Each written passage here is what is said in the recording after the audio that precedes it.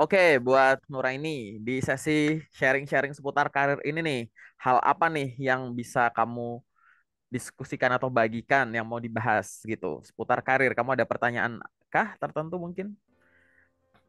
Banyak sih pertanyaannya. Oke, satu-satu, Yang satu-satu. pertama Ya, satu-satu. Ya, satu-satu.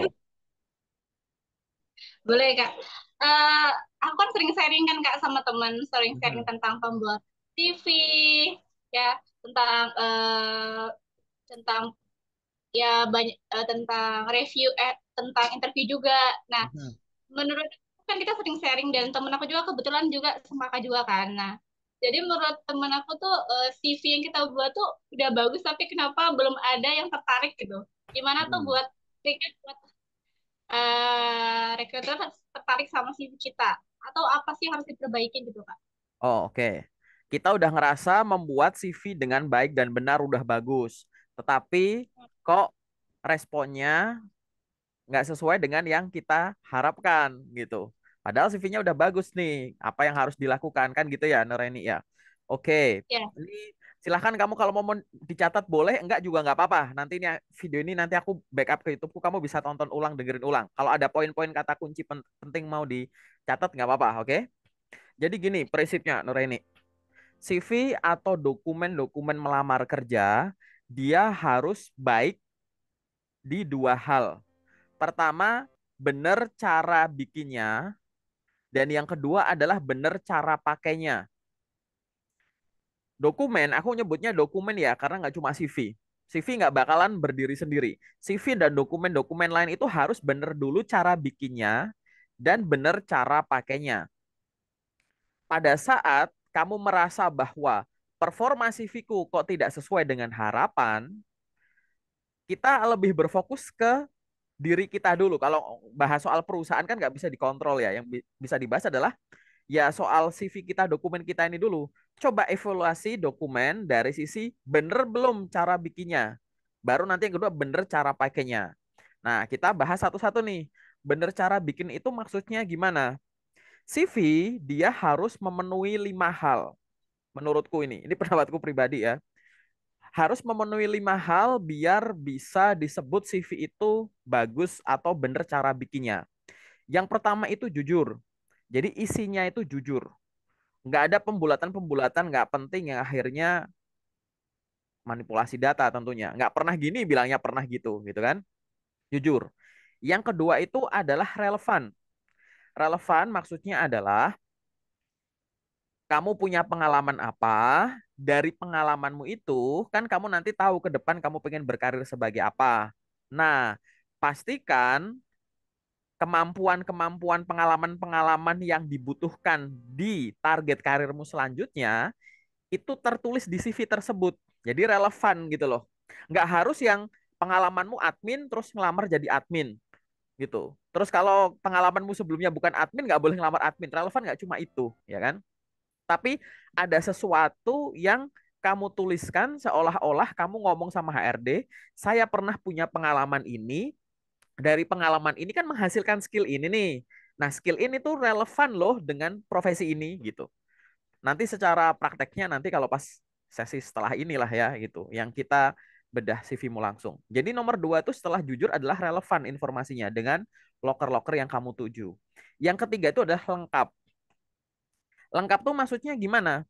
Jadi kalau nulis di CV, jangan hanya nulis yang singkat-singkat-singkat aja. Ada poin-poin yang harus dijabarkan gitu. Kadang orang kalau nulis tuh hanya sekedar pernah di sini, pernah di situ gitu. Bahasanya terlalu general. Saya dapat berkomunikasi dengan baik.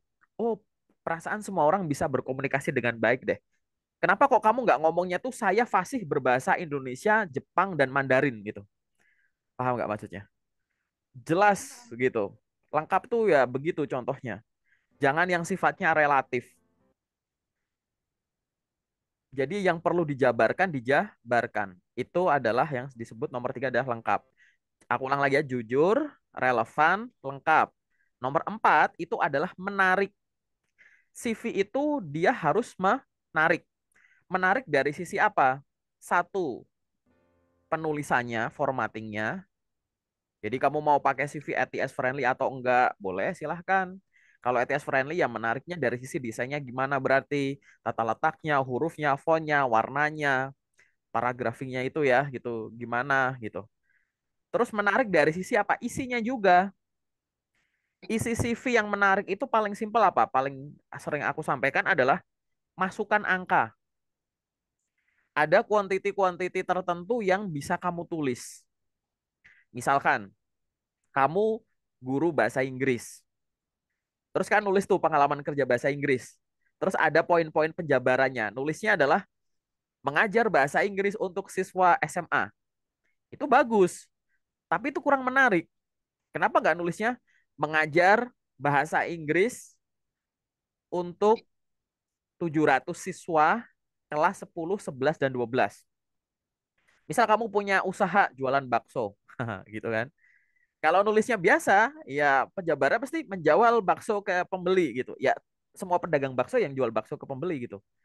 Kenapa kok biar menarik, kenapa nggak kamu tulis menjual rata-rata 300 mangkok bakso setiap hari gitu. Gitu. Jadi seolah-olah tuh menarik ini tuh kamu nonjolin bahwa pedagang bakso banyak, tapi aku rata-rata 300 mangkuk loh, misalkan gitu. Jadi ada angka-angka gitu loh, sekian piring, sekian mangkuk, sekian dokumen, sekian jam, sekian rupiah, sekian persen, sekian orang, sekian cabang. Nanti kita lihat pada saat sesi bedah CV-mu nanti. Kira-kira ada nggak nih di penjabaran tersebut itu yang sifatnya angka-angka semacam ini? Karena kalau nggak ada angkanya nanti masuknya itu adalah job description biasa. Yang semua orang yang berprofesi di situ yang lakunya ya memang itu gitu. Padahal yang harusnya dijabarkan itu tidak hanya job description, tapi apa? Responsibility, tanggung jawab. Profesi sama, tanggung jawabnya pasti beda, ya kan? Tanggung jawab ini paling gampang dikonversi sebagai angka. Nah, itu cara membuat CV-mu itu menarik secara mudah. Berarti udah ada 4 poin tuh. Jujur, relevan, lengkap, menarik. Yang nomor 5 adalah up to date. Pastikan informasinya itu adalah informasi terkini dari kamu. Jangan sampai ada pengalaman yang kamu belum tulis. Pengalaman pendidikan, boleh pendidikan formal maupun non formal. Misal kamu ikut kursus, ikut magang, ikut bootcamp gitu. Kerja juga sama. Kerja tuh macem-macem. Ada yang kerja kantoran, ada yang nggak kantoran. Ada yang udah jadi pegawai tetap, ada yang kontrak, ada yang freelance, ada yang part-time, ada yang wira swasta sendiri, gitu kan. Dia magang, gitu. Pastikan ada kayak gitu. Tapi up to date di sini tuh apa sih cara ngukurnya, indikatornya kalau asumsinya semua pengalaman udah ditulis? Di CV kan ada pengalaman yang ada periodenya. Kamu perhatiin nggak?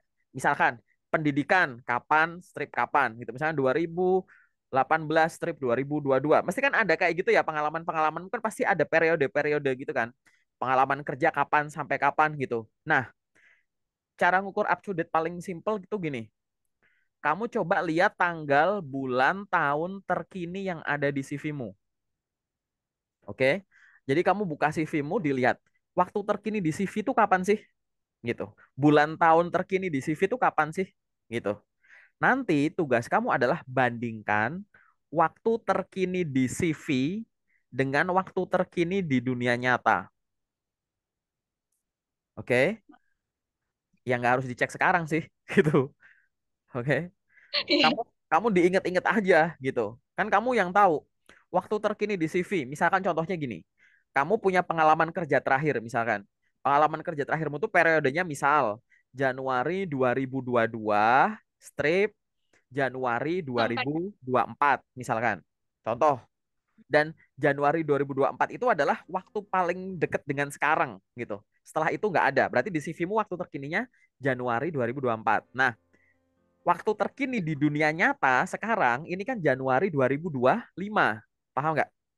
Waktu terkini di paham. CV Januari 2024, waktu terkini di dunia nyata Januari 2025. Artinya, sebagus apapun CV-mu, CV-mu belum bisa jawab pertanyaan dari Januari 2024 ini sampai sekarang kamu ngapain aja. Paham nggak? Ah, paham, paham. Itu.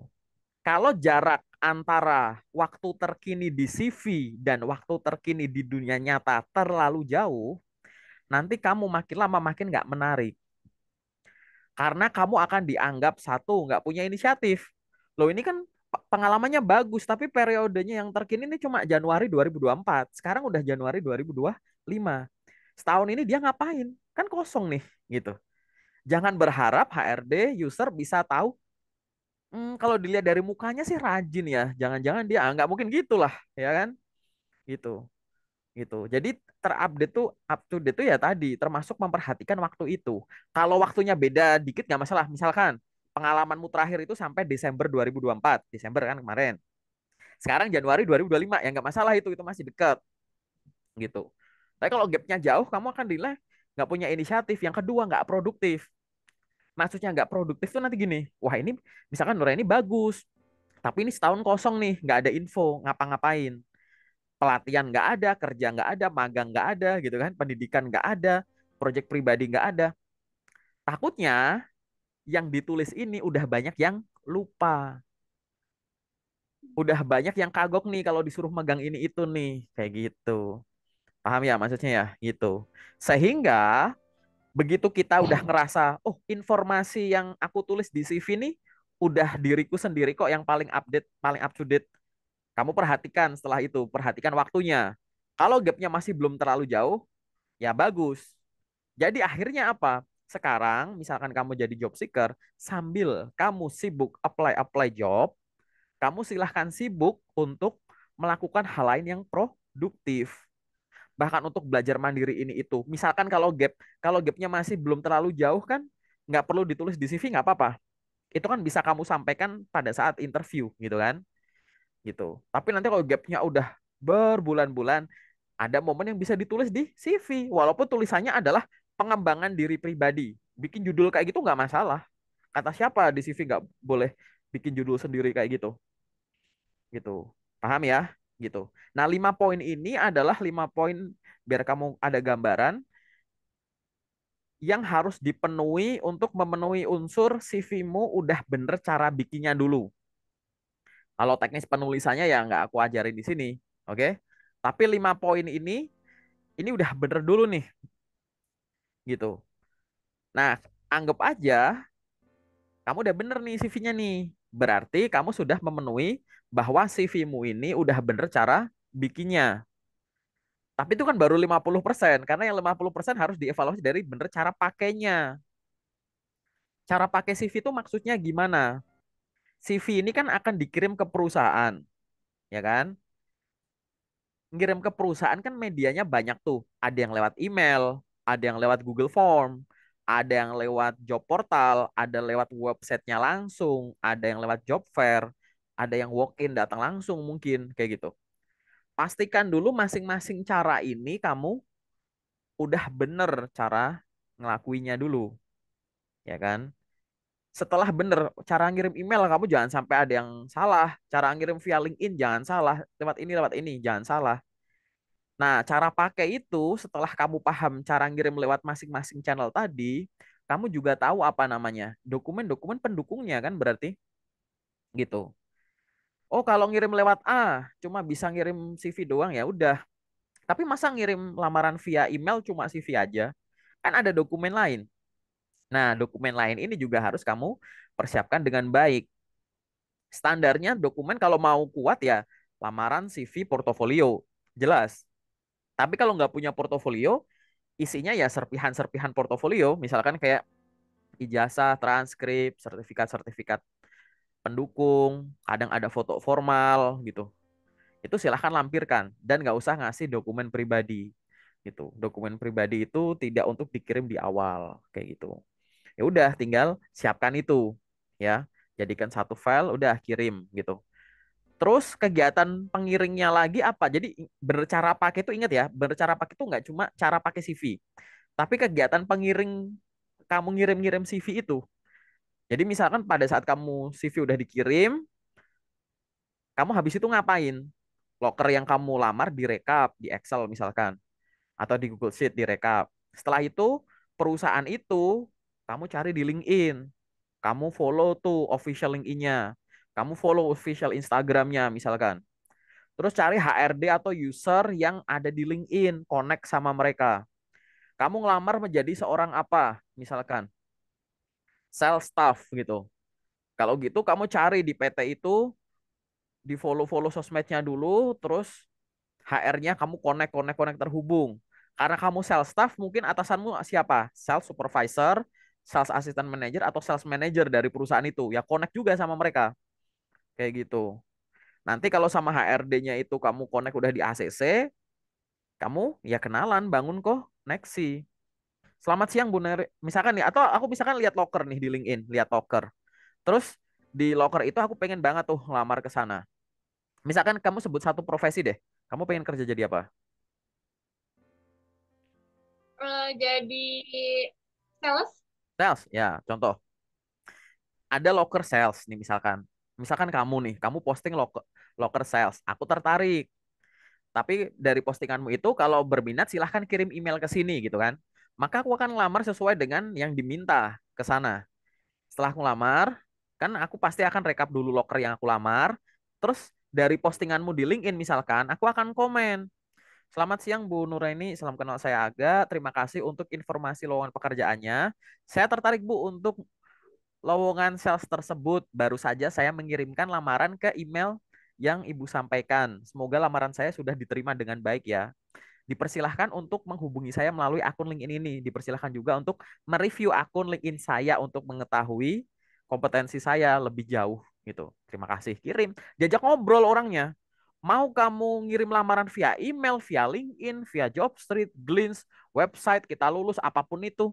Di balik semua platform itu manusia. Kamu ngirim via email, yang buka emailmu siapa? Manusia kan? Gitu. Kira-kira yang buka email manusianya security apa HRD? Ya HRD. Nah, karena kamu di baliknya semua platform itu isinya manusia, ya cari manusianya. Di awal kan kamu nyari lokernya dulu, ya kan? Di awal kan kamu nyari loker, dilamar. Setelah loker selesai, kamu nyari manusianya dong. Kan gitu. Gitu, ya kan?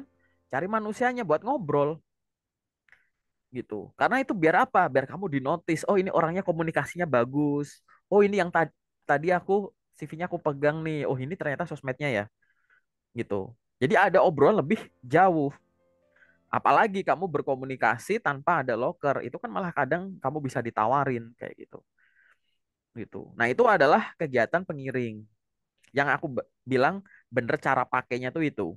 Bener cara pakai yang lain itu apa? Misalkan selain pakai banyak platform, ada kegiatan pengiring pada saat kamu ngirimin dokumen itu. Yang lain itu adalah intensitas. Intensitas tuh seberapa seringnya lah kamu apply-apply. Teman-teman di grup yang pernah aku tanyain, yang sering bimbingan sama aku tanya ya rata-rata di grup-grup loker yang ada kamunya juga gitu ya, dan grup-grup lain yang sejenis, sehari itu rata-rata 20 sampai 30 gitu. 20 lamaran dikirim di semua platform. Nah, jangan-jangan kamu kadang banyak, kadang dikit, hari libur ikutan libur. Atau sehari satu, dua, tiga, empat, lima gitu. Ya kurang lah. CV-mu bagus, tapi jumlah intensitas ngirimnya jarang. Padahal kamu kurang aktif di sosmed juga lah. Kalau kamu nggak ngirimin dokumen, ini aku kasih tahu ya, apply job, ngirimin CV, ngirimin dokumen itu kan memberitahu perusahaan bahwa ini loh ada orang sehebat saya, Anda lagi butuh seorang ini kan. Kan kamu kan lagi pamer ya, gitu kan. Perusahaan-perusahaan itu kan nggak ngerti kamu. Lah kalau intensitasmu rendah, gimana perusahaan itu tahu ada orang sehebat kamu gitu? Paham maksudnya? Hmm. Nah, jangan sampai pas kamu sifatnya pasif aja gitu. Kayak kalau ada ya banyak, kalau dikit-dikit, kalau nggak mood ya enggak. Kalau libur ikutan libur gitu. Ada long weekend ya ikutan long weekend. Oh jangan. Intensitasnya tuh ditinggiin gitu. Kalau nggak di kamu tetapin. Waktu itu aku pernah nge-challenge aku waktu fresh grade ya, waktu itu aku kayak gitu. Jadi misalkan kamu netapin aja angka. Aku sehari minimal segini. Kalau belum segini, belum tidur. Nah, misalkan gitu. Coba gitu. Sehari 40, sehari 30 gitu. Minimal aku sehari 30 deh gitu. 30 tuh dikit loh gitu. Misalkan sumbermu nih website, LinkedIn, grup lokerku WA misalkan. Terus ada apa misalkan Jobstreet gitu. Terus kamu punya Glints misal 5. 30 bagi 5 6. Ini 6 6 6, nah dikit, nggak berasa itu. Gitu kan sumbermu banyak. Nah, yang akan jadi aneh kalau sehari kamu ngirim cuma 5. Sehari cuma ngirim 5 sumbernya dari LinkedIn aja. Berarti kalau sumbernya 5 itu dari LinkedIn semua, artinya apa? Berarti sehari itu di job street yang isinya loker semua itu, nggak ada satupun yang cocok buat kamu. Nah, itu nggak masuk akal. Gitu. Atau lima-limanya dari grup WA aku. Gitu. Oh, itu tambah nggak masuk akal lagi. Kenapa? Ada LinkedIn. LinkedIn itu nggak cuma tempat ngumpul loker. HRD ada di LinkedIn, user di LinkedIn. Kalau sehari kamu ngirim 5 lamaran, terus sumbernya dari grup WA aku aja, padahal grup WA aku dari sumber website misalkan. Berarti sehari itu ada hari di mana kamu nggak ada satupun loker yang cocok buat kamu, gitu. Nah, makin aneh kan, gitu, ya, gitu. Apalagi CV-mu CV ATS friendly. CV ATS friendly itu dikirim kapanpun 24 jam tuh nggak masalah. Aku paling heran itu sama orang yang CV-nya itu ATS friendly, tapi ngirim lamaran itu cuma di hari kerja dan jam kerja. Wah, itu salah fatal ya itu ya. Maksudnya salah fatal tuh bukan bukan yang jadi negatif, enggak gitu. Maksudku fatal tuh adalah kamu berarti kurang memanfaatkan waktu dengan baik.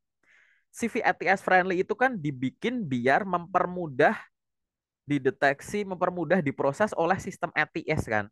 Nah, masalahnya sistem ATS itu dia bekerja 24 jam gitu. Dia nggak peduli waktu. Anggap aja, paling simpel gini, anggap aja website perusahaan, LinkedIn, itu ATS itu. Itu sistem ATS. Nah, pertanyaanku kalau kamu atau kayak Jobstreet gitu ya, itu anggap aja gambarannya tuh ATS. ATS tuh sistem monitoring pelamar, mulai dari datanya masuk, terus dibaca data parsing namanya, informasi di CV-nya tuh diambil-ambil, dicocokkan dengan kualifikasi, diproses ke tahap selanjutnya sampai nanti lolos apa enggak. Perekapan informasi ini namanya sistem ATS, Applicant Tracking System. Sistem untuk tracking perjalanan pelamar mulai dari CV-nya masuk sampai dengan diproses. Kayak gitu. Nah, itu 24 jam. Kalau nggak percaya, iseng aja. Nanti tengah malam, kamu punya di HP ada LinkedIn kan? Kan kamu bisa buka link, ada job. Atau ada job street, misalkan punya akun job street atau job portal apapun. Iseng aja, tengah malam ada loker, cocok, kamu klik lamar. Bisa nggak? Bisa. Nah itu. Kan itu nggak peduli waktu itu. Gitu. Jadi kalau udah bikin CV ATS terus ngelamar kerja cuma di hari kerja dan jam kerja ya, aku sebut salah fatal tuh karena ya pemanfaatan waktumu yang kurang bagus gitu. Tapi kan ada yang bilang kak katanya HRD. Ini biasanya lanjutnya ke situ. Ngirim lamaran tuh jangan di hari libur, jangan di luar jam kerja. Boleh kalau itu sebagai strategi gitu. Kalau kamu dapat lokernya di hari kerja, jam kerja dikirim saat itu juga nggak apa-apa. Tapi kalau akhirnya jadi nunda, misalkan kamu dapat loker bagus hari Jumat sore, maghrib misalkan, bagus. Terus gara-gara info yang kamu nggak gali tadi, ditunda jadi Senin. Senin pagi gitu. Ya konyol lah gitu. Kirim aja gitu. Gitu. Kenapa kok kirim aja? Aku gini, aku ya respect ya. Kalau ada orang yang mau punya strategi ngirim lamarannya tuh di hari kerja dan jam kerja, khususnya via email loh ya, gitu. Jadi kalau kamu punya strategi ngirim lamaran di hari kerja dan jam kerja saja, itu aku pribadi oke kalau memang medianya itu yang bikin dokumenmu tuh langsung dilihat sama mata HRD. Jadi nggak diproses oleh sistem dulu. Misalkan ngirim lewat Google Form, ngirim lewat WhatsApp, ngirim lewat email. Itu kamu mau ngirim di hari kerja dan jam kerja nggak masalah. Tapi kalau yang masuk ke database dulu, masuk lewat sistem, lewat website, lewat job portal, kamu ngirimnya cuma hari kerja dan jam kerja ya rugi dong. Gitu. Kalau ngirim email pun nggak masalah. Kamu mau pagi, siang, sore, malam kirim-kirim aja. Tapi kan nanti takutnya nggak kebaca sama HR loh. Ya pasti kebaca dong, kan ada notifikasinya kalau ada email pesan masuk. Aku sering tuh ada orang-orang yang ada email nih, mintanya di email. Kayak tadi Jumat sore baru dapat lokernya. Ditunda Senin pagi. Begitu Senin pagi mau ngirim, kenapa? Email penerima penuh, silakan hubungi administrator. Nah, syukur gitu. Itu aku udah puluhan mungkin ratusan kali ya, udah bertahun-tahun. Aku udah nemuin banyak tadi, aku sampai bisa puluhan anak atau ratusan anak. Wah kak, nyesel kak, ngirim via email, aku tunda gitu, aku tunda, ternyata email penerimanya jadi penuh gitu. Ada juga locker yang Google Form nih, pakai Google Form. Di poster lokernya itu tulisannya misalkan lowongan dibuka tanggal 1 sampai tanggal 15 misalkan, ya kan? Sekarang ini baru tanggal 7. Dia nunda tuh. Jadi harusnya tanggal 1 tuh dia bisa apply, tapi dia sekarang tanggal 7 baru ngisi Google Form. Tapi apa? Google Formnya udah ditutup. Padahal poster lokernya tulisnya sampai tanggal 15, tapi form Google Formnya itu udah nggak bisa nampung lagi. Karena udah membludak pelamarnya. Nah, mau gimana coba? Kayak gitu. Jadi kalau kamu udah dapet infonya sekarang dan kamu nggak terlalu sibuk, udah segera aja. Biar waktumu besok, tenagamu besok tuh ya untuk loker-loker besok. Jangan kayak besok tuh nggak ada loker lagi gitu. Jangan menunda gitu, menunda gitu. Nah ini adalah hal-hal yang sering dilakukan kayak begitu. Gitu. Nah ini termasuk bagian dari bener cara pakainya gitu. Nah kalau bener cara pakainya dari intensitas ya gitu. Seberapa sering, jumlahnya berapa banyak, waktunya, timingnya kapan, kayak gitu. Nah, kalau dari dua hal ini aja kamu masih ada yang salah, ya sudah gitu. Ya kan? Ya wajar kalau nggak efektif gitu. Karena kalah cepat bisa. Bisa loh, kamu CV-mu masuk, tapi kamu nggak lanjut ke tahap selanjutnya, bukan karena CV-mu tuh nggak cocok, tapi CV-mu malah belum sempat kepegang. Contoh, misalkan gini, aku butuh orang untuk aku proses ke tahap psikotes tuh 100 orang aja gitu. Sejauh ini pelamarnya udah ada 2.000, oke? Gitu. Pelamarnya udah ada 2.000, terus aku pengen nyeleksi 2.000 ini aku ambil 100 buat ke psikotes. Paham? Kayak gitu. Nah, kamu pelamar nomor 2001 misalkan. Ya tetap lokernya masih ditampung, terus masih dibuka. Tapi kamu pelamar nomor 2001. Tapi dia udah yakin dengan 100 kandidat ke tahap selanjutnya. Jadi kamu dan seterusnya ya paling infonya cuma masuk ke database mereka aja. Belum sempat ke proses gitu. Ada yang kayak begitu. Ada yang memang ditunggu dulu sampai akhir baru ini. Mending tuh kalau bahasaku gini loh, daripada nunda, mending cepet-cepetan aja. Daripada kamu mempertimbangkan, wah ini pagi, siang, sore, malam. Daripada takut ngirim pagi, siang, sore, malam nggak di notice atau gimana, lebih takut kalau kamu nggak follow up segera. Karena logika bodohku gini, kalau perusahaan buka lokernya sekarang, pastikan dia lagi butuhnya sekarang kan. Butuh dipenuhi cepat gitu loh. Kalau dia butuhnya tahun depan ya buka lokernya tahun depan nggak sih? Gitu. Kan logikanya begitu. Ya udah kalau ada loker cocok nih udah send langsung kayak gitu. Karena logikanya pakai logika simpel aja dan kamu juga nggak kepikiran takutnya nanti malah tadi kamu ada yang tipenya gini, aku nggak ngerti kamu tipenya begitu juga nggak. Ada yang temennya aku private tuh ada yang kayak hari ini aku ngumpulin semua lokernya dulu, aku kumpulin terus besok aku siapin nanti malamnya aku baru siapin ininya besok aku baru send gitu. Ada yang kayak begitu.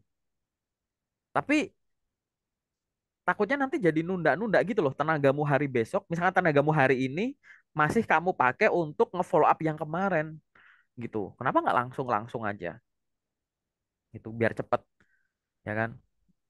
Nah, hal-hal semacam ini tuh termasuk dari sisi cara pakainya. Nah, dari penjelasanku sampai menit ini baru satu pertanyaanmu loh ya, aku jelasin sepanjang ini. Nggak apa-apa, habis ini kita bikin sesi kedua itu nggak masalah, tiap 30 menit.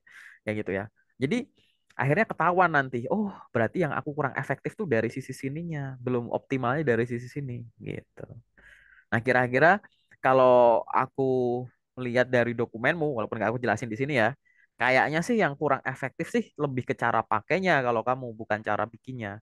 Ya cara bikin masih ada yang kurang, tapi menurutku cara pakainya deh gitu. Dalam hal ngirim-ngirim ini gitu. Entah ada jadwalmu yang hari ini gini, besoknya gini, besoknya gini, besoknya gini gitu. Atau intensitasnya masih gini-gini gitu.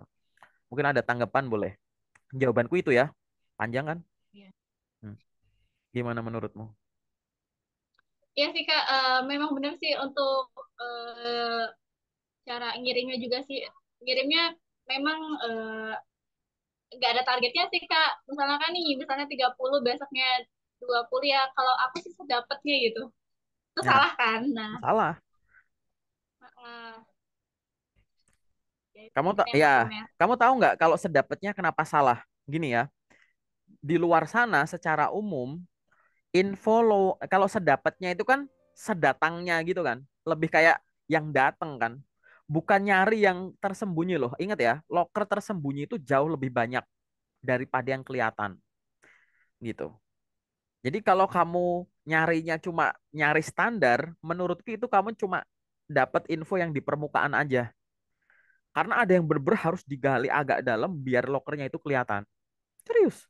Harus ngeluangin waktu lebih fokus, gak diganggu apapun gitu. Ingat, loker tersembunyi itu jumlahnya lebih banyak daripada yang kelihatan gitu.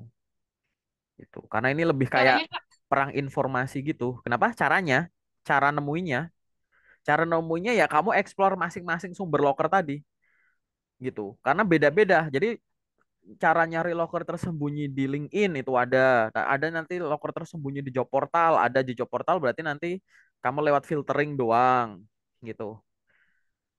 Gitu. Kalau di website perusahaan juga sama, itu juga tersembunyi juga ada yang lewat websitenya aja, ada yang lewat outsource rekanannya gitu. Kalau di LinkedIn juga ada banyak nanti. Kalau suatu saat kamu ikut sesi bimbinganku, aku ajarin 8 cara menemukan loker tersembunyi di LinkedIn. Tapi nggak bakal aku ajarin sekarang lah gitu. Gitu. Kalau kamu ini ya apa ada di sesi bimbinganku gitu. Gitu.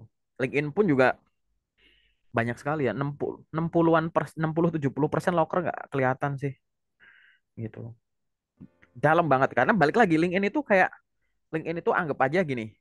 LinkedIn itu anggap aja pasar ikan gitu, pasar ikan. Nah, kamu lagi mau nyari ikan gitu.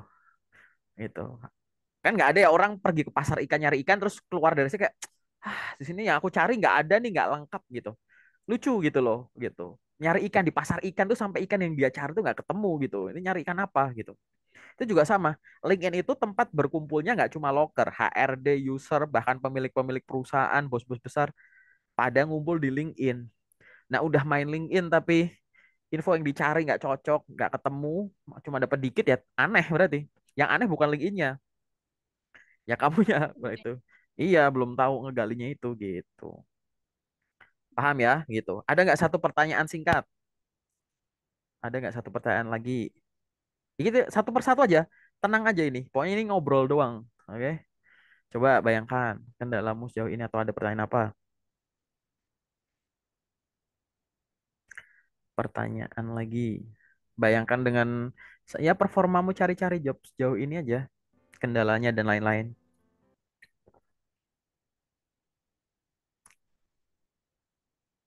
oh oke Kak, kalau misalkan emang kalau kita cari kerja tuh sosmed kita harus aktif ya Kak?